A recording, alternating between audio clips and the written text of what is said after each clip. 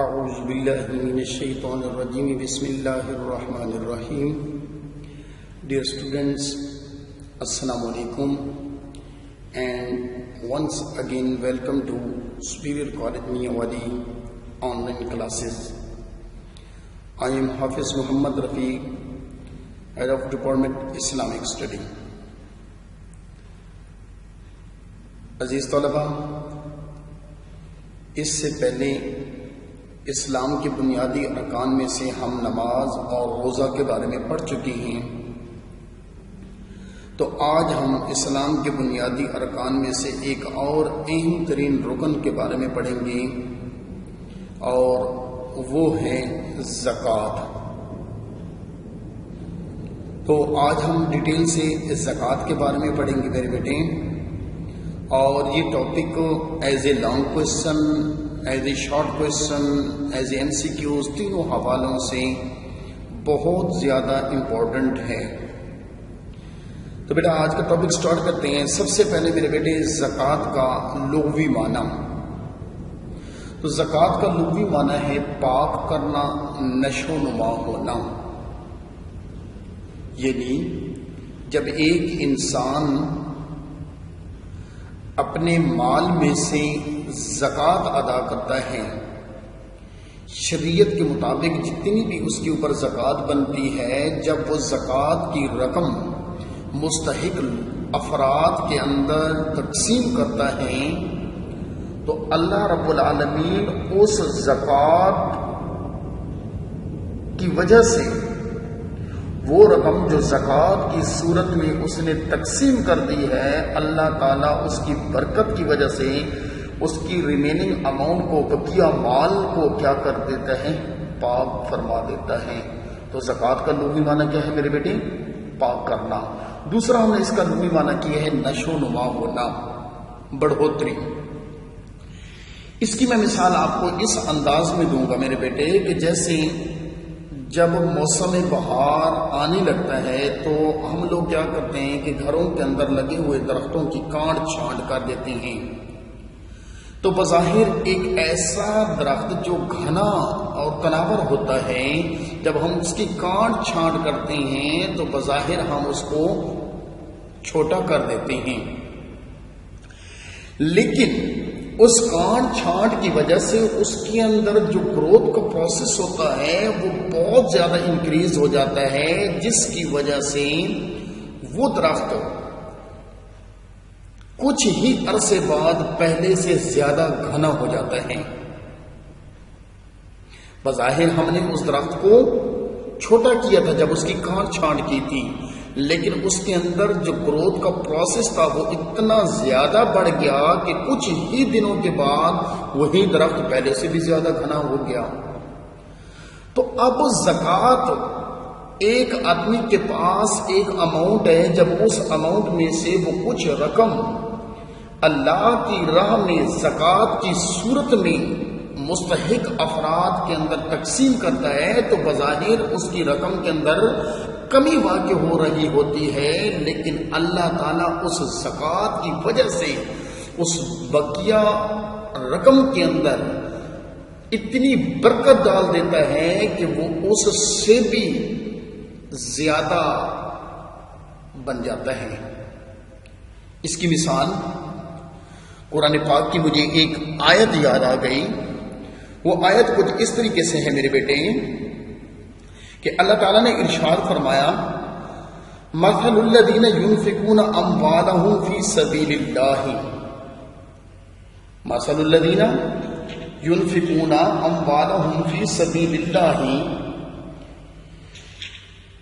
کہ جو تم اللہ کی راہ میں مال خرچ کرتے ہو اس کی مثال کمثل حبۃ، اس ایک دانے کی مانند ہے، انبتت سبع سنابل، کہ جس ایک دانے سے 7 بالیاں اگتی ہیں، فی کل سنبلۃ 100 حبہ، پھر اللہ تعالی ہر اس شاخ کے اوپر 100 دانے لگاتا ہے. واللہ یضاعف لمن یشاء، اللہ فرماتا ہے کہ اللہ جس سے چاہتا ہے اس سے بھی زیادہ عطا کرتا ہے. واللہ واسع علیم، اللہ تعالیٰ وسعت رکھنے والا، طاقت رکھنے والا، جاننے والا ہے. تو میرے بیٹے زکوٰۃ کا لغوی معنی کیا ہوا؟ پاک کرنا، اور دوسرا ہے نشو و نما ہونا. اب دین کی اصطلاح میں زکوٰۃ کیسے کہتے ہیں؟ دینی اصطلاح میں شریعت کی طرف سے مقرر کردہ حد سے زیادہ مال رکھنے والوں پر مخصوص شرح سے مال وصول کر کے ان لوگوں میں تقسیم کرنا جو اس کے مستحق ہوں، اس کو زکوٰۃ کہتے ہیں. اس کے بعد میرے بیٹے زکوٰۃ کی فرضیت.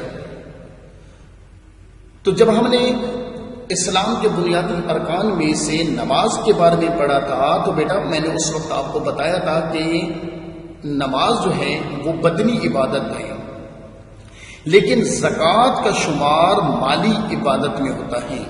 تو زکوٰۃ کون سی عبادت ہے؟ مالی عبادت ہے. اور یہ یکم رمضان المبارک 2 ہجری کو فرض ہوئی. یعنی زکوٰۃ کی فرضیت کب ہوئی میرے بیٹے؟ 2 ہجری کو. لیکن اس کے جو تفصیلی احکامات ہیں وہ 9 ہجری کو نازل ہوئے. تو اب ہم میرے بیٹے زکوٰۃ کی اہمیت قرآن کی روشنی میں پڑھیں گے کہ اللہ پاک نے قرآن کے اندر زکوٰۃ کی اہمیت کو کس طرح واضح کیا ہے، کس طرح بیان فرمایا ہے. تو زکوٰۃ کی اہمیت قرآن کی روشنی میں آیت نمبر 1 اللہ تعالیٰ نے ارشاد فرمایا وَأَقِیمُوا الصَّلَاةَ وَآتُوا الزَّکَاةَ، اور نماز قائم کرو اور زکوٰۃ ادا کرو. آیت نمبر 2 اللہ تعالیٰ نے ارشاد فرمایا خُذْ مِنْ أَمْوَالِهِمْ صَدَقَةً، اے محمد صلی اللہ علیہ وسلم ان کے مالوں میں سے صدقہ وصول کرو. آیت نمبر 3 فی اموالہم حق معلوم للسائل والمحروم، ان کے مالوں میں سے حق ہے، ان سے مراد مالدار لوگوں کے مالوں میں سے حق ہے، للسائل مانگنے والوں کے لیے، والمحروم اور غریب لوگوں کا.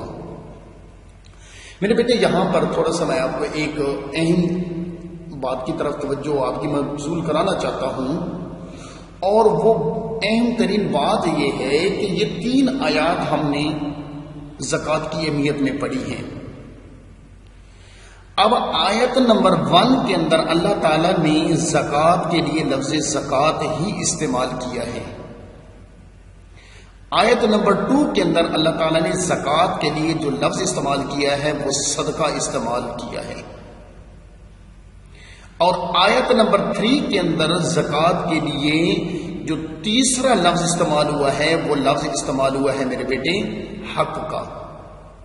تو اب یہ آپ کا ایک سوال بن گیا کہ اللہ تعالیٰ نے قرآن کریم کے اندر زکوٰۃ کے لیے کتنے اور کون کون سے الفاظ استعمال کیے. تو زکوٰۃ کے لیے میرے بیٹے اللہ پاک نے قرآن کے اندر 3 لفظ استعمال کیے.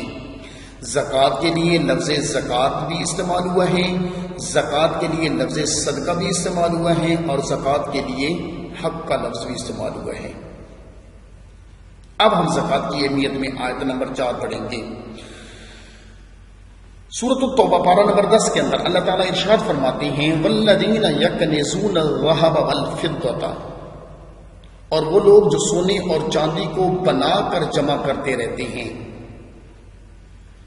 وَلَا يُنْفِقُونَهَا فِي سَبِيلِ اللَّهِ، اور انہیں اللہ کی راہ میں خرچ نہیں کرتے. اللہ فرماتے ہیں فَبَشِّرْهُمْ بِعَذَابٍ أَلِيمٍ، تو ان لوگوں کے لیے دردناک عذاب کی خوشخبری ہے. اب دردناک عذاب کی خوشخبری کیسے ہو سکتی ہے میرے بیٹے؟ اس کی میں آپ کو ایک چھوٹی سی مثال دیتا ہوں کہ مثال کے طور پر ایک بچہ 2 دن سے کلاس میں نہیں آ رہا تھا. تو میں نے جب آپ کی حاضری لگائی تو پوچھا کہ آج پھر وہ بچہ نہیں آیا؟ تو آپ کہتے ہیں سر نہیں آیا.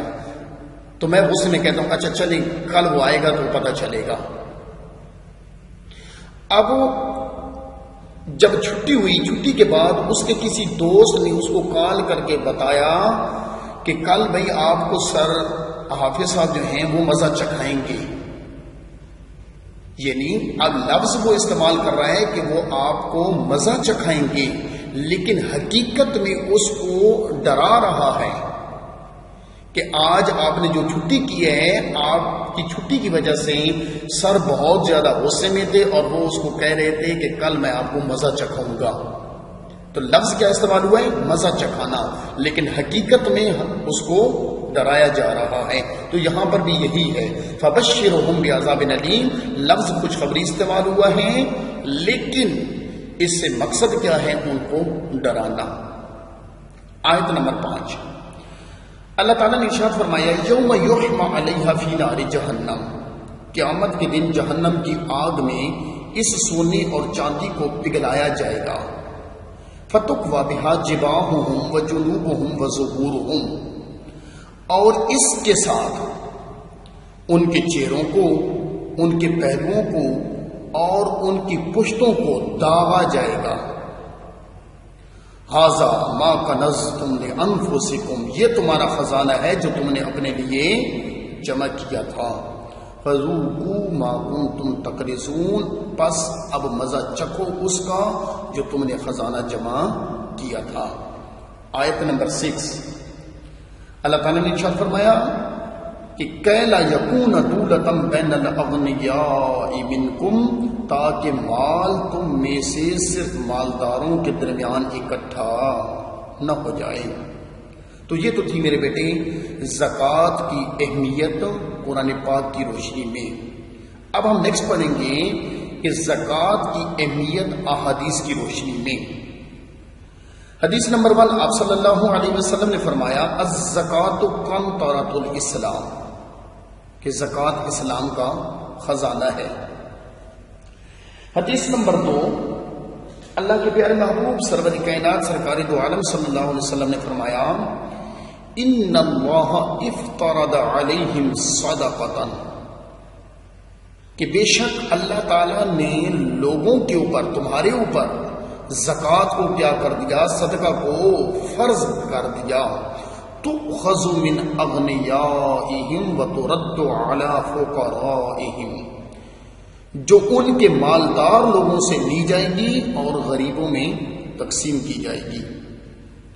ایک اور حدیث مبارکہ ہے، آپ صلی اللہ علیہ وسلم نے فرمایا کہ جس قوم نے زکوٰۃ روک لی، یعنی وہ قوم جنہوں نے زکوٰۃ ادا کرنا چھوڑ دی،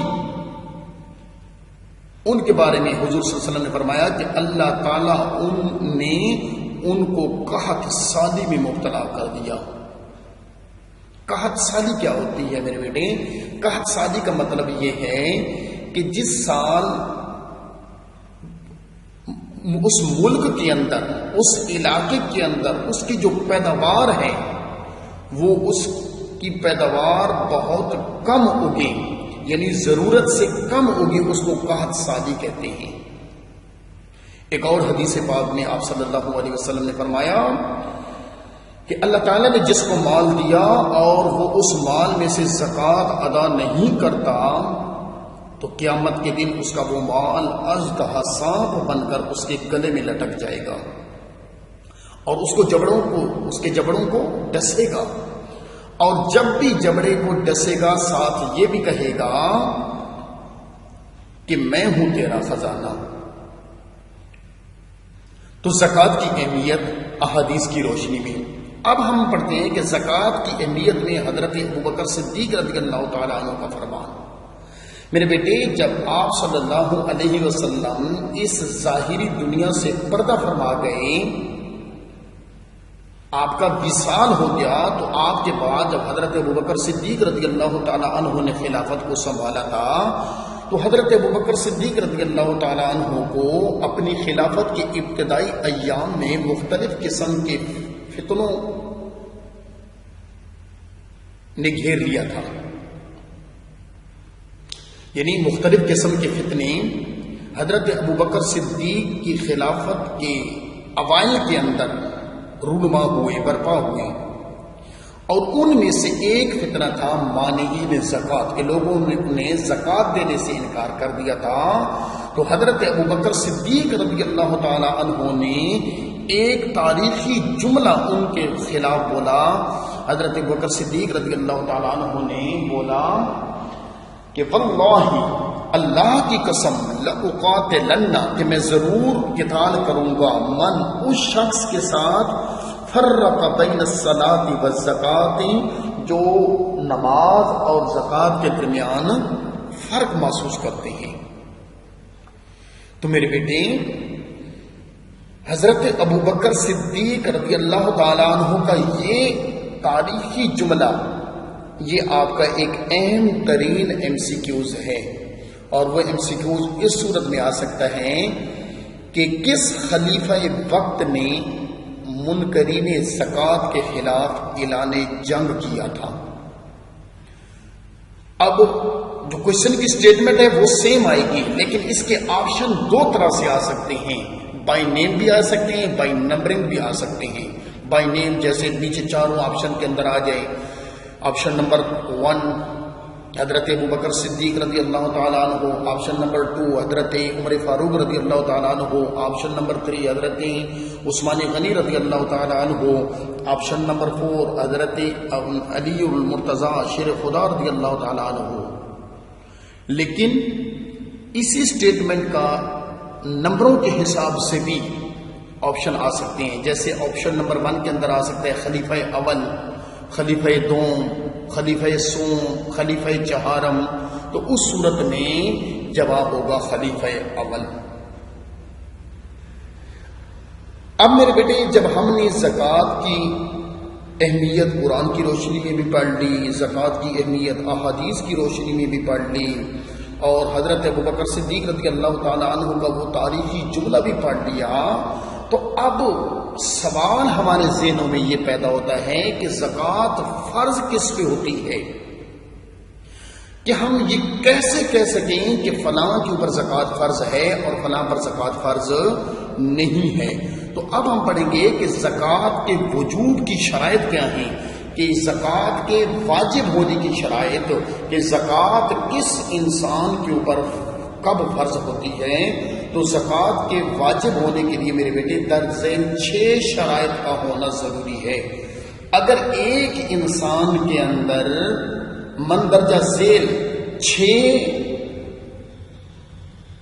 شرائط یہ کمپلیٹ ہو جائیں، مکمل ہو جائیں، تو اس انسان کے اوپر زکوٰۃ دینا فرض ہو جاتی ہے، واجب ہو جاتی ہے. سب سے پہلی شرط کیا ہے کہ زکوٰۃ دینے کے لیے مسلمان ہونا ضروری ہے، یعنی غیر مسلم کے اوپر زکوٰۃ فرض نہیں ہے. نمبر 2 دوسری شرط یہ ہے کہ اس شخص کا عاقل ہونا ضروری ہے، یعنی اس شرط سے وہ شخص نکل گیا کہ جو مسلمان تو ہے لیکن وہ مجنون ہے، پاگل ہے، تو پاگل آدمی پر زکوٰۃ فرض نہیں ہے، عاقل ہونا ضروری ہے.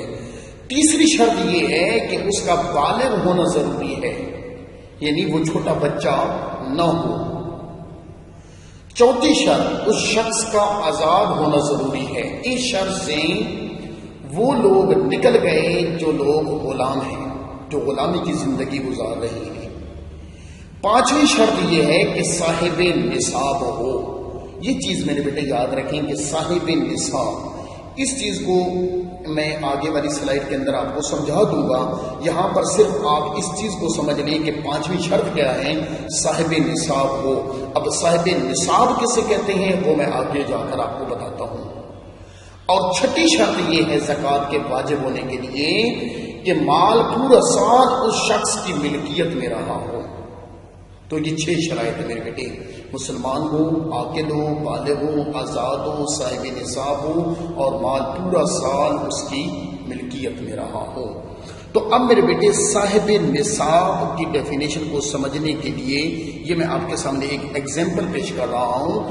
ایگزامپل یہ ہے میرے بیٹے کہ جیسے آپ لوگوں کو پتہ ہے کہ انٹر پارٹ 1 کے اندر انگلش کا جو پیپر ہوتا ہے اس کے ٹوٹل مارکس 100 ہوتے ہیں. اب 100 نمبروں والا جو پیپر ہوتا ہے اس کے لیے بورڈ کے اندر جو پاسنگ کرائٹیریا ہے وہ 33% ہے. میں مثال دے رہا ہوں کہ انگلش کا پیپر تھا 100 نمبر کا، اس میں سے ایک کینڈیڈیٹ جس کا نام محمد زاہد تھا، اس نے 85 مارکس آبٹین کیے، حاصل کیے. ایک اور اسٹوڈنٹ عامر نام کا ہے، محمد عامر اس کا نام ہے، اس نے 60 نمبر لیے. محمد ناصر اس نے 30 مارکس لیے. محمد جمال 33، محمد زمان 32، محمد نثار 75. اب یاد رکھو میرے بیٹے کہ بورڈ نے 100 نمبر والے پیپر کے اندر پاس ہونے کے لیے کم سے کم کتنے نمبر بتائے ہیں کہ یہ ضروری ہیں، اور وہ نمبر ہیں 33. یہی وجہ دیکھو کہ میرے بیٹے 85 والا بھی پاس ہے، 60 والا بھی پاس ہے، اس کو ہم نے گرین کلر دے دیا ہے جو پاس ہیں. 33 والے کو بھی ہم نے پاس شمار کیا. کیوں کہ یہ بالکل باٹم لائن پہ جو بورڈ والوں نے منیمم مارکس کی حد بتائی تھی وہ اس جمال نے حاصل کر لی، اس لیے ہم اس کو بھی پاس شمار کریں گے. زمان کا صرف جمال سے 1 نمبر کم ہے، لیکن بورڈ کے رول کے مطابق اس کو فیل کنسیڈر کیا جائے گا. نثار کے 75 ہیں تو وہ بھی پاس ہے. یعنی بورڈ کے اندر 100 نمبروں میں سے 33 نمبر لینا کم سے کم، یعنی پاس ہونے کے لیے 33 نمبر لینا یہ شرط ہے. جس شخص کے، جس اسٹوڈنٹ کے 33 مارکس آ جائیں گے وہ پاس کہلائے گا. تو یہ جو منیمم مارکس ہیں، یہ جو کم سے کم نمبروں کی مقدار ہے، اس کو ہم کیا کہتے ہیں؟ نصاب کہتے ہیں. سمجھ آ گئی ہے؟ یعنی ایک آدمی نے 100 نمبروں والے پیپر میں سے اگر کم از کم 33 نمبر لیے ہیں تو 33 نمبر والا یہ پاس شمار ہوگا. اب 33 سے اوپر والے جتنے بھی ہوں گے وہ پاس کنسیڈر کیے جائیں گے، لیکن 33 سے کم والے کو فیل کنسیڈر کیا جائے گا. اب نصاب سے مراد مال کی وہ کم سے کم مقدار جس پر شریعت کی طرف سے زکوٰۃ لازم ہو جاتی ہے اسے نصاب کہتے ہیں. یعنی اسلام نے، شریعت نے کسی مال کی وہ منیمم کوانٹٹی جس کے اوپر اسلام زکوٰۃ فرض قرار دے دے، اس منیمم کوانٹٹی کو کیا کہتے ہیں؟ نصاب کہتے ہیں. اس کم سے کم مقدار کا نام ہے نصاب، اور وہ مقدار جس انسان کے پاس ہوگی اسے کیا کہتے ہیں؟ صاحب نصاب. یعنی وہ 5ویں شرط جو زکوٰۃ کے واجب ہونے کے لیے تھی وہ یہ تھی کہ اس آدمی کا صاحب نصاب ہونا ضروری ہے. یعنی اس کے پاس کم از کم اتنی مقدار میں مال و دولت، سونا چاندی، روپیہ پیسہ ہونا ضروری ہے جس کے اوپر اسلام کی طرف سے زکوٰۃ فرض ہوتی ہے. تو صاحب نصاب کی ڈیفینیشن کیا بن گئی میرے بیٹے؟ کہ مال کی یہ مقدار جس کو ہم نے نصاب کہا ہے، وہ منیمم کوانٹٹی جس کے اوپر زکوٰۃ فرض ہوتی ہے، وہ مقدار جس انسان کے پاس ہو اس انسان کو صاحب نصاب کہتے ہیں. اب میرے بیٹے سونے کا نصاب 7.5 تولے ہیں. چاندی کا نصاب 52.5 تولے. یعنی اگر کسی شخص کے پاس کم از کم 7.5 تولے سونا ہوگا تو اس کے اوپر زکوٰۃ فرض ہے، یہ نصاب ہے سونے کا. لیکن اگر اس کے پاس 7.5 تولے سے 1 رتی یا 1 ماشا بھی کم ہے تو اس کے اوپر زکوٰۃ فرض نہیں ہوگی. اسی طریقے سے چاندی کا جو نصاب زکوٰۃ ہے وہ ہے میرے بیٹے 52.5 تولے. اب ایک شخص کے پاس نہ سونا ہے نہ چاندی ہے بلکہ روپیہ پیسہ ہے، تو اگر اس کے پاس وہ مال کی جو مقدار ہے، وہ جو مال و دولت ہے، وہ 7.5 تولے سونے کی قیمت کے برابر یا 52.5 تولے چاندی کی قیمت کے برابر روپیہ پیسہ ہے، تو اس صورت میں بھی وہ صاحب نصاب کہلائے گا، یعنی اس کے اوپر بھی زکوٰۃ فرض ہوگی۔ اب یہاں پر مختلف سچویشنز بن سکتی ہیں کہ ایک آدمی اس کے پاس سونا پڑا ہے لیکن وہ 7.5 تولے سے کم ہے، اسی طریقے سے اسی کے پاس چاندی بھی پڑی ہے جو کہ 52.5 تولے سے کم ہے، تو اس صورت میں کیا کرے گا کہ جتنا اس کے پاس سونا ہے اور جتنی چاندی ہے ان دونوں کی قیمت لگوا لے، اور اگر ان دونوں کی قیمت ملا کر 7.5 تولے سونے یا 52.5 تولے چاندی کی قیمت کے برابر بن جائے تو تب بھی زکوٰۃ فرض ہوگی۔ اسی طریقے سے ایک اور صورت یہ بنتی ہے کہ کچھ سونا پڑا ہے، کچھ مقدار میں چاندی پڑی ہے اور کچھ روپیہ پیسہ پڑا ہے، تو ان تینوں کو جمع کریں، اگر پھر بھی 7.5 تولے سونا یا 52.5 تولے چاندی کی قیمت کے برابر بن جاتا ہے تو اس کے اوپر زکوٰۃ فرض ہوگی، وہ صاحب نصاب ہی شمار ہوگا۔ اب میرے بیٹے یہ زکوٰۃ کی جو ادائیگی ہے یہ کس ریشو سے کرنی ہے؟ تو اس کی ادائیگی جو ہے میرے بیٹے وہ 2.5% ہے، یعنی 2.5%، جو کہ 40واں حصہ بنتا ہے۔ یعنی اگر ایک آدمی کے پاس 100 روپیہ ہیں تو 100 روپے میں سے 2.5 روپے اس نے زکوٰۃ دینی ہے۔ اس زکوٰۃ کی اتنی کم مقدار، یہ زکوٰۃ میرے بیٹے اتنی کم مقدار میں ہے کہ آپ سوچ بھی نہیں سکتے۔ مثال کے طور پر میرے بیٹے ہم کوئی بھی چیز بازار سے پرچیز کرتے ہیں تو اس کے اوپر ہم کتنے گنا پتن ٹیکس دے رہے ہوتے ہیں، لیکن جہاں پر اللہ کی راہ میں خرچ کرنے کی باری آتی ہے زکوٰۃ کی صورت میں، تو وہ حالانکہ ایک معمولی سی رقم ہوتی ہے لیکن ہم وہ ادا کرنے سے قاصر ہیں، گھبراتے ہیں۔ اس کی میں ایک مثال آپ کے سامنے پیش کرتا ہوں میرے بیٹے۔ یہ میں نے آپ کے سامنے میرے بیٹے 1 2 3 4 5 6 7 8 1 2 3 4 5 8 5 40 ٹکڑے میں نے رکھے ہیں کوکمبر، کھیرا جسے کہتے ہیں۔ مثال دینے کے لیے کہ اگر ایک شخص کو ایک پلیٹ کے اندر کھانے کے لیے یہ 40 ٹکڑے کھیرے کے دیے گئے سلاد کے طور پر استعمال کرنے کے لیے،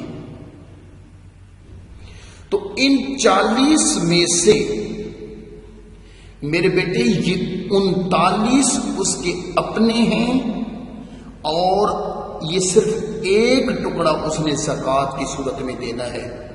آپ اس سے اندازہ لگا سکتے ہو کہ 40 ٹکڑوں میں سے ایک ٹکڑا اس نے زکوٰۃ کی صورت میں دینا ہے۔ اگر وہ ایک ٹکڑا زکوٰۃ کی صورت میں حقدار کو دے دے گا تو اللہ تعالیٰ ان باقیوں کے اندر برکت بھی ڈال دے گا اور باقیوں کو پاک بھی کر دے گا۔ کیوں کہ زکوٰۃ کا لغوی معنی کیا تھا؟ پاک کرنا، نشو نما ہونا۔ سمجھ آ گئی بیٹا؟ یعنی اگر ایک انسان کا پیٹ ان 39 ٹکڑوں سے نہیں بھر پایا تو اس ایک ٹکڑے سے بھی نہیں بھر پائے گا۔ تو کتنی کم مقدار میں زکوٰۃ بنتی ہے۔ اب میرے بیٹے میں نے آپ کے سامنے زکوٰۃ کا ایک فارمولہ کہ جب انسان اگر زکوٰۃ دینا چاہے تو اس کے لیے ایک فارمولہ ہے کہ اس فارمولے کے مطابق ہر شخص اپنی زکوٰۃ خود نکال سکتا ہے۔ وہ فارمولہ کچھ اس طریقے سے ہے کہ چاندی ہے یا سونا ہے۔ میں نے یہاں پر جو ایگزامپل دی ہے وہ سونے کی دی ہے کہ مثال کے طور پر فی تولہ قیمت ملٹیپلائی بائی ٹوٹل کوانٹٹی، کل مقدار، divided by 100 multiply by 2.5 is equal to answer, یہ آپ کی زکوٰۃ بن جائے گی۔ یعنی اگر سپوز ہم کرتے ہیں کہ فی تولہ سونے کی قیمت ہے 90,000، سمجھ آ گئی ہے؟ مثال کے طور پر سونے کی قیمت 90,000 روپیہ فی تولہ ہے اور ایک شخص کے پاس 7.5 7.5 تولے سونا ہے. یہ میں نے منیمم کوانٹٹی رکھی ہے. اس سے زیادہ جس کے پاس جتنی مقدار ہوگی وہ یہاں پر وہی رکھے جی، یہاں پر وہی مقدار آئے گی جتنی اس کے پاس ہے. چونکہ سونے کا نصاب یعنی وہ کم سے کم مقدار 7.5 7.5 تولے تھی، تو اس لیے میں نے 7.5 تولے کی مثال دی ہے کہ مثال کے طور پر 90,000 روپے کا ایک تولہ ہے اور اس شخص کے پاس کل مقدار ہے 7.5 تولے. تو 90,000 multiply by 7.5 divided by 100 multiply by 2.5. تو جب 90,000 کو ہم ملٹیپلائی کریں گے 7.5 سے تو یہ 6,75,000 اماؤنٹ بنتی ہے، 6,75,000 روپیہ.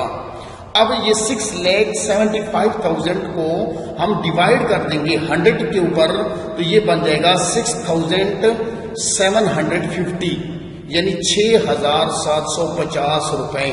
جب ہم اس کو ملٹیپلائی کریں گے 2.5 کے ساتھ تو اس کا جواب آئے گا 16,875. یعنی اگر 90,000 روپیہ فی تولہ قیمت کے حساب سے ایک شخص کے پاس 7.5 تولے سونا پڑا ہے جس کی کل مالیت بنتی ہے 6,75,000.